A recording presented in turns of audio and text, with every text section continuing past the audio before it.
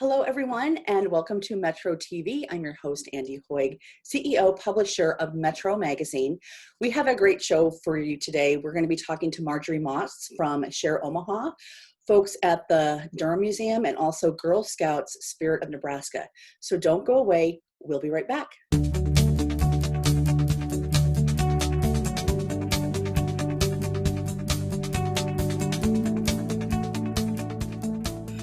Hello, everyone, and welcome to Metro TV. I'm here with Marjorie Moss. She is the Executive Director for Share Omaha. Marjorie, thank you for joining me today again. Thank you, and it's always so nice to be in a room with you talking about our community. Yeah. So let's just talk a little bit about Share Omaha in general, because we're going to dive into some really deep questions. But what is Share Omaha? Well, Share Omaha, we actually launched it. We're still newer, right? So we launched in January of 19 to be a community conduit between people who want to make a difference in the community and nonprofits that are providing those opportunities. So we engage people as far as volunteerism, cash donations, an event calendar, a rich event calendar, as well as Amazon shopping lists. So really any way that somebody wants to start a relationship with a nonprofit or a cause or give to a crisis that's happening for our community, Share Omaha really provides that, the means and the tools to do so. Yeah. So we're just going to dive right into that, because with current events happening in our community, especially kind of over the last couple of weeks, how can people, what are you doing? I mean, how are you pushing information out there? And then I think, how can people help? It took us a second to figure out what our role was in this. Absolutely, everybody on the Share Omaha team is saddened, troubled, upset, processing, thinking, learning. But we realize that we are not the thought leaders when it comes to these matters and these discussions. What we are is a tool. What we are is a connection vehicle for people to figure out how they're going to address these issues on their own and in their own time and in their own way.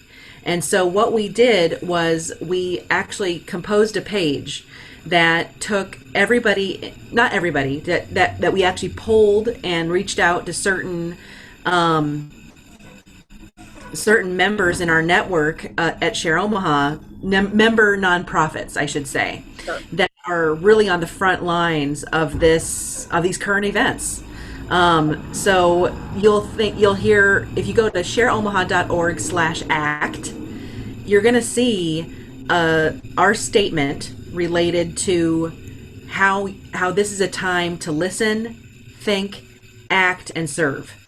And so we say that we're working toward a better metro, and we listed out organizations that have said, yes, we are in the front lines of this conversation, and we want to be available for people to know that these are ways that they can give back immediately.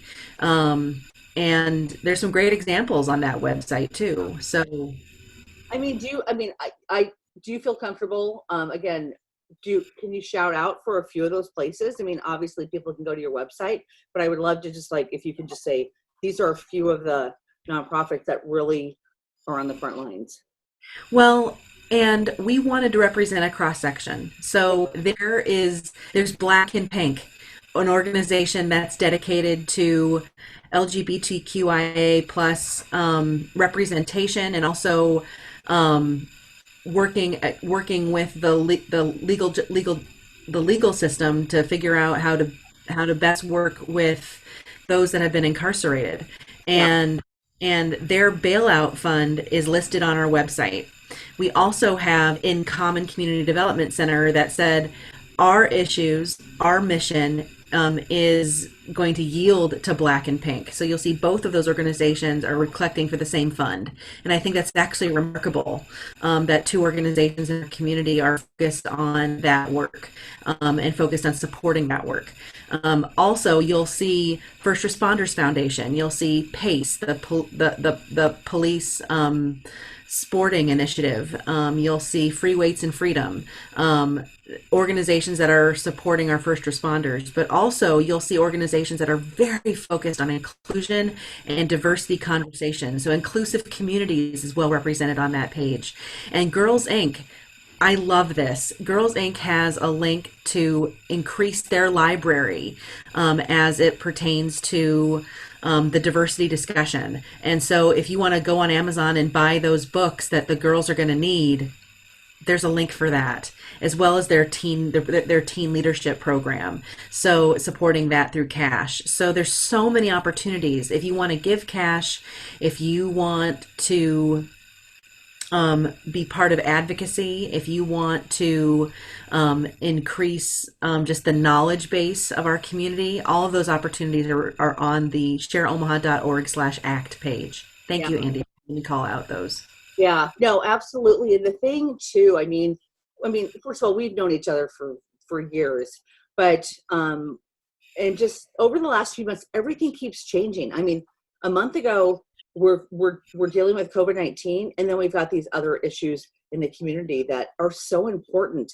And it's just everything is changing, but we do have that nonprofit base that really serve those in our community.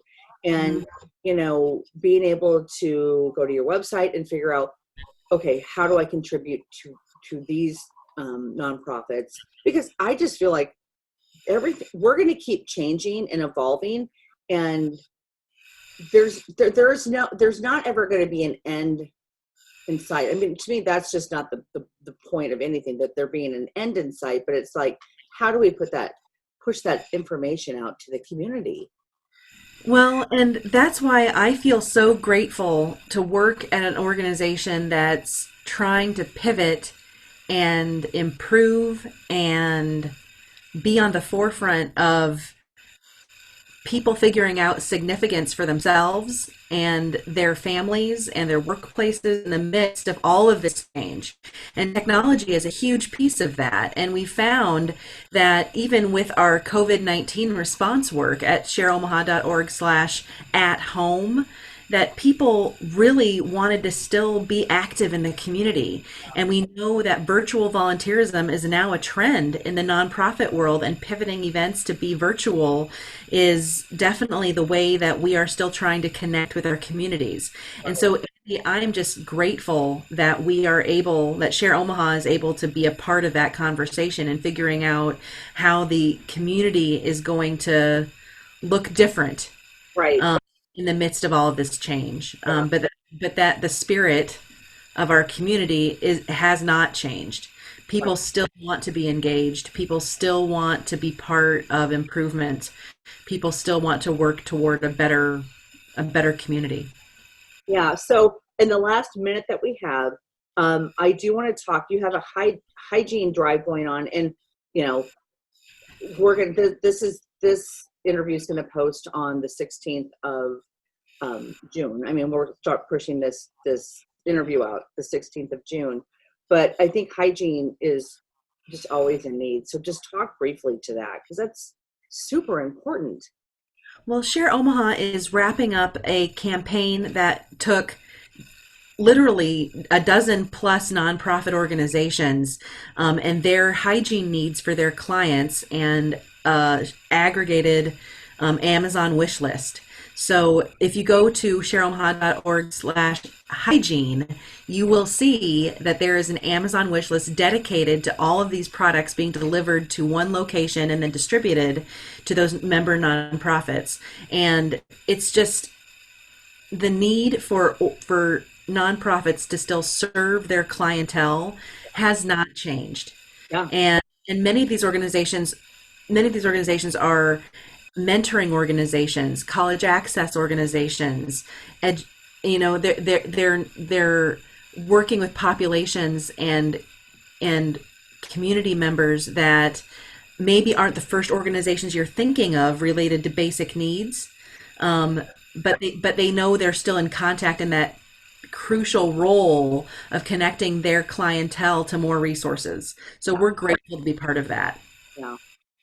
Well, Marjorie, thank you so much for coming on Metro TV and chatting with me. You know, we're going to keep having these conversations, and I just really appreciate everything that Share Omaha. You'll be celebrating 2 years here, you know, before you know it. Oh my gosh! Oh my gosh! So I know. yeah. So thank you again for joining me today. Andee, we appreciate it. Thank you so much. You're welcome, and have a great day. And we will be right back.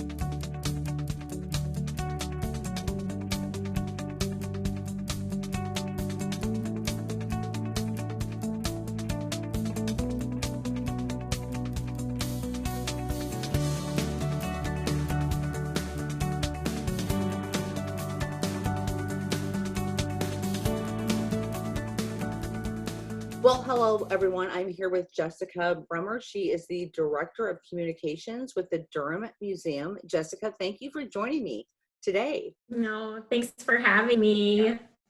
So obviously you are not at the Durham Museum right now. No, I am not. But we're going to talk about it because, you know, just so many nonprofits, and especially like the arts and museums, I mean, they're being impacted. So let's just talk about, so you're currently closed for COVID-19.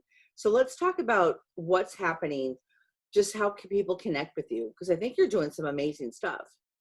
So go for it. Yeah, it's been an interesting time for sure. And almost 3 months that we've been closed now. And as you said, you know, especially being a nonprofit, when our doors are closed and we don't have people coming in, we rely on that support to, you know, make our organization run. So it has been challenging.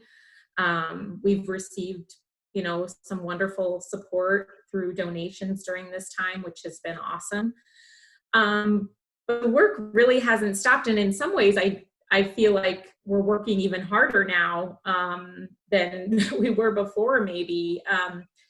But yeah, a lot of things are going on. So just a couple examples. We have our exterior restoration project, which was funded before all of this happened. We're finishing that up, and it's been 2 years.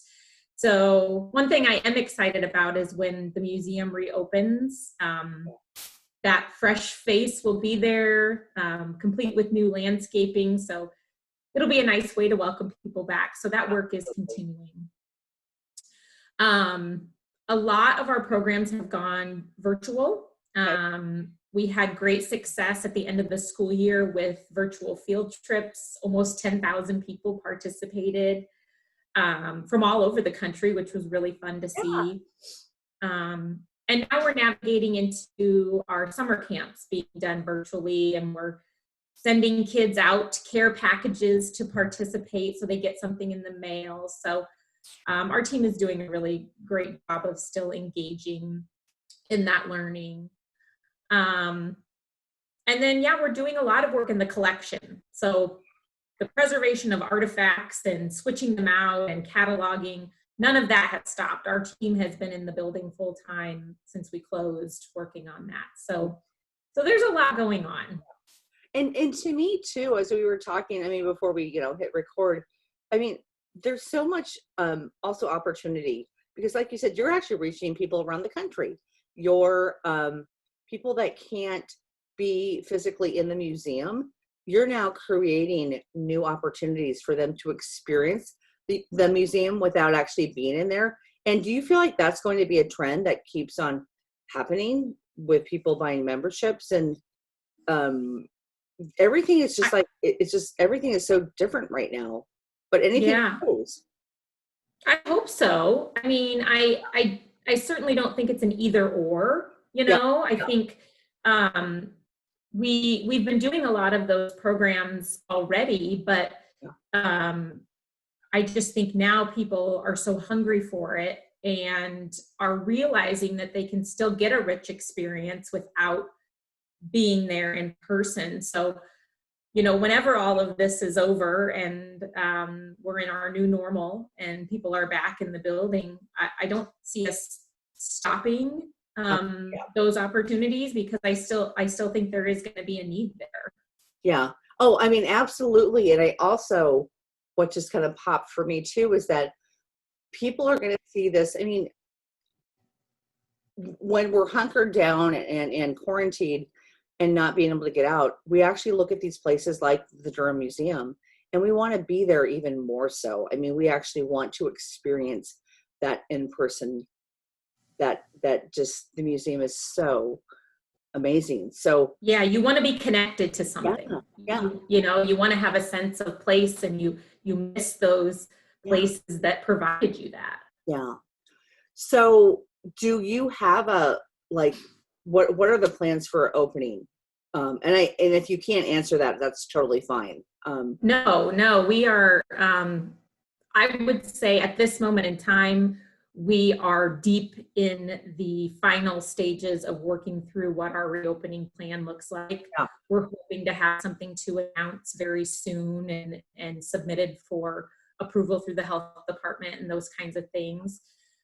So we're hoping still yet this summer. And of course it'll look different than, what people used to, but hopefully the adjustments that we're making will make people realize that they still can come out, and it'll be safe to do so. And we're taking all those precautions so that they can still enjoy, this landmark location and everything we have to offer in a safe way. So we're getting there. We're very close. And we're ready. We're excited. Our staff misses seeing people in the building, and our volunteers miss coming and being with people. I laughed yesterday because we had a pair of volunteers that showed up and set their lawn chairs in the parking lot, socially distanced from each other, just because they miss their interactions and miss being at the building. So we're excited. Yeah, and it'll be soon. Awesome.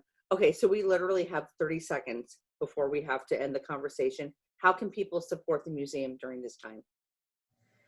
Absolutely. Memberships, number one. I mean, you can join, and those provide vital support, and it's easy to do online or over the phone. So if you're not a member, or you were at one time and want to rejoin, that would be wonderful. Yeah. And we still have, a donation campaign going on right now. And I know people say this a lot, but truly gifts of any level are making all the difference right now when we don't have that income coming in like normal. So, Well, I will tell you, I mean, I don't know what the future holds. I'm looking forward to the Christmas season at the Durham Museum, and I'm just putting it out there energetically that everything is just going to be just that and even more, because that's a huge part of just people gathering in this beautiful museum. Jessica, we're going to have a tree. We will have a tree. Mark my words. Oh, thank you so much. Thanks, Andee. You're welcome.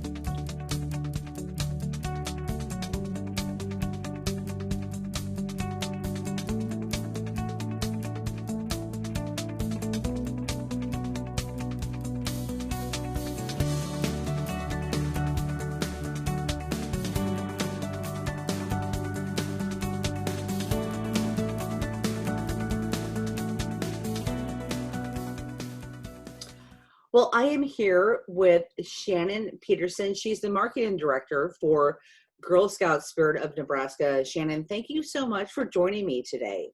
Oh, thanks for having me. I really appreciate it. Yeah. So much going on in the world, but let's just dive in, right away. So how has COVID-19 restrictions affected Girl Scouts? Well, I tell you right away from the get-go, it was kind of a screeching halt to everything. We had to cancel troop meetings. We had to cancel all the council-sponsored activities and trips we had for girls. But we realized girls were struggling and really trying to find something familiar and fun that they could connect with. So we pivoted really quickly to create Girl Scouts at Home and push our programming activities out online so that girls could stay connected with us and continue to do fun Girl Scout things, because it's important to them and their day-to-day lives. All right, absolutely. So Girl Scouts at Home, what is that? how can people Okay. get involved? Yeah, so it's we start with our Facebook page, which is at Girl Scouts Nebraska, and twice a day at 10 a.m. and 2 p.m. we're offering activities for girls that, and anyone can join. It's not just for girls, but it's designed for girls, and we're offering things based around our 4 program pillars. So STEM activities, entrepreneurship activities, outdoor activities, and life skills. So they can take a yoga class, they can do virtual horseback lessons, they can get out and do special patches. Like we have a home sweet home patch where they gets the girls to go outside and search around in their backyard and just explore. And then if they meet a certain number of requirements, they can earn that badge. We also have VIP programs, which are virtual interactive power programs. And those are a little more in-depth and a little smaller group. You pre-register for those, and it's more hands-on and interactive, like an interactive camporee, where we had a camp out weekend for girls, and they'd check in on Zoom and then go do things with their family and come back. Yeah. So I was a Girl Scout back in the day. And Great. And I loved it. So to be a part of these programs, you actually have to sign up to be a Girl Scout, correct? No, actually, these programs are open to anyone. So we want any girl that's home for the summer and looking for something to do to jump in and join us. They can learn a new art technique, they can explore STEM, they can find something they're passionate about, and maybe even decide, hey, maybe I want to be a Girl Scout too. In fact, for girls that are interested, we have virtual troop meetings that they can join for free, just without even joining Girl Scouts, but just see what a troop meeting's like and enjoy that, and see if it fits for them. Well, and I think during COVID-19 too, so what I hear you saying is that they can jump on a virtual meeting and really kind of, explore. Is this something I want to be a part of? Exactly. I just love that. Was that in place before COVID-19, or is that something that has gotten in, that Girl Scouts has actually created because of COVID-19? Yeah, we just created it in response to COVID-19 because we can't get out and talk to girls in person. Yeah. So we thought, well, let's give these little virtual troop meetings a chance, and girls can start earning their first badges. We also have virtual open houses for parents. So if parents are kind of interested and want to learn more about Girl Scouts, they can come to these little virtual open houses and ask us questions about it and learn more about what Girl Scouts can really do for their girls. Yeah. I love that, because there's so many things that we have to look at with COVID-19, but opening up opportunities for girls to be more involved in Girl Scouts in a way that they never have done. So, that's really a blessing. Truly a blessing. So let's talk a little about summer camps. Let's just talk about summer camps, because we're in the summer. Yeah, and summer camp has always been such a big part of Girl Scouts. That's what people remember the most, and unfortunately we've had to cancel our in-person camps through July. We may be able to offer a few in August, but so what we've done is we've created virtual camps too. So you can do virtual horse camp, where you will actually meet your horse via Zoom and get to know it a little bit and learn about how to take care of a horse. And then we have Camp in a Box you can order, and we'll send you different activities you can do at home, and you'll also do an online Zoom session at home. And we have all kinds of different things. And you can find all these programs on our website at girlscoutsnebraska.org. There's a big banner right on the homepage. You can click on that and see a listing of all the different virtual camps and programs and everything that we have going on. Yeah, you just answered my next question about how people can get involved. Yep. So what else are Girl Scouts doing this summer? Anything else that, you've got the camps. What else is going on in the ones that we have left? Oh, okay. Yeah. A lot of girls are wanting to give back. That's a big part of Girl Scouts too. So they're doing service projects in their communities, making masks, delivering cookies to nursing home residents, painting windows at nursing homes to cheer people up. And right now we're working on developing a statewide service project that will help girls all across the state find different things they can do to give back and help other people. Yeah. Such an amazing organization. Like I said, I was a Girl Scout way back in the day, and it added so much to my life and contributed so much. So that's awesome. Yeah. Shannon, thank you so much for joining me. And one last time, where can people go to find information? Yep. girlscoutsnebraska.org. All right. Shannon, thank you so much. And Thank you. talk to you soon. Okay. All right. Take care. Be safe. Bye.